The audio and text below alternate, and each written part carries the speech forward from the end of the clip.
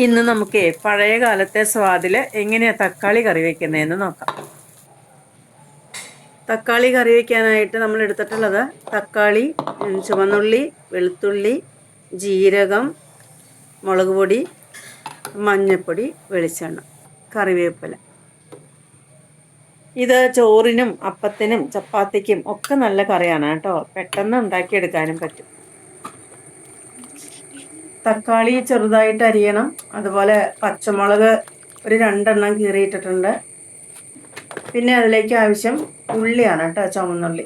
സവാള ഇടുന്നതിനേക്കാൾ നല്ലത് ചുവന്നുള്ളി ഇടുന്നതാണ്.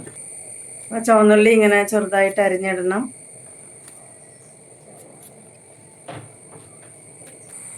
പിന്നെ ഒരു 3-4 അല്ലി വെളുത്തുള്ളി, കറിവേപ്പില, കുറച്ച് ഉപ്പ് ഇടണം. കറിക്ക് ആവശ്യത്തിനുള്ള ഉപ്പ് ഇടണം കേട്ടോ. പിന്നെ മുളക് പൊടി നമുക്ക് ആവശ്യത്തിന്, എരിവിന് പാകത്തിന്. പിന്നെ മഞ്ഞൾപ്പൊടി. പിന്നെ മല്ലിപ്പൊടി ഒന്നും ഇടേണ്ട ആവശ്യമില്ല കേട്ടോ. ഇനി ആവശ്യത്തിന് വെള്ളം ഒഴിക്കണം.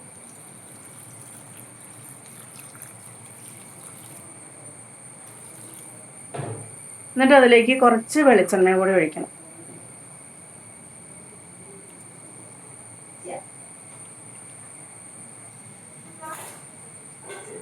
ഇനി നമുക്ക് സ്റ്റവ് കത്തിച്ച് തക്കാളി അടുപ്പത്ത് വെച്ച് വേവിച്ച് ഉടയ്ക്കാം.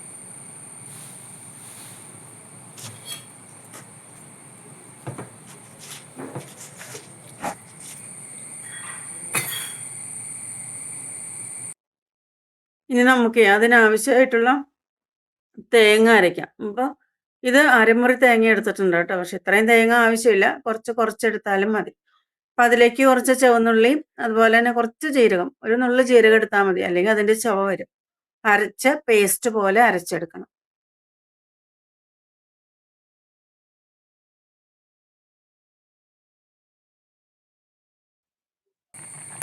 ഇപ്പോൾ തക്കാളി നല്ലതുപോലെ വെന്തിട്ടുണ്ട്. അപ്പം നന്നായിട്ട് വെന്തിട്ടുള്ള തക്കാളിയിലേക്ക് നമുക്ക് അരപ്പ് ചേർത്ത് കൊടുക്കാം.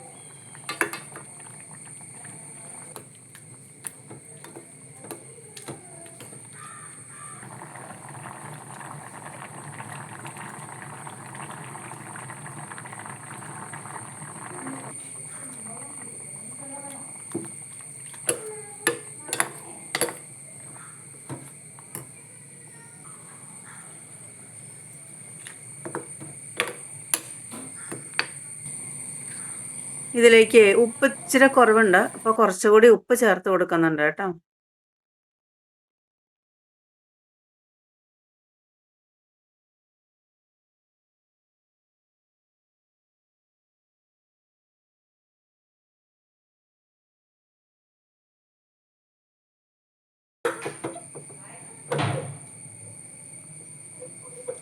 ഇനി നമുക്കിതിലേക്ക് താളിപ്പ് ചേർക്കാം. വെളിച്ചെണ്ണ ഒഴിച്ച കടുകിട്ട് പൊട്ടുമ്പോൾ അതിലേക്ക് ചുവന്നുള്ളി അരിഞ്ഞ് മൂപ്പിക്കണം.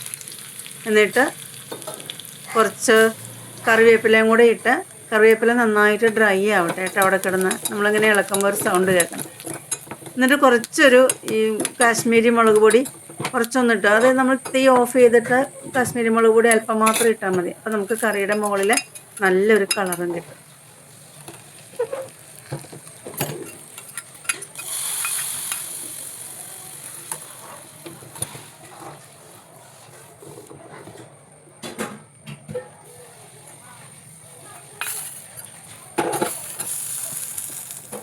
ഈ കറി വളരെ സിമ്പിളായിട്ട് ഉണ്ടാക്കാം. എല്ലാവരും ഉണ്ടാക്കി നോക്കണേ.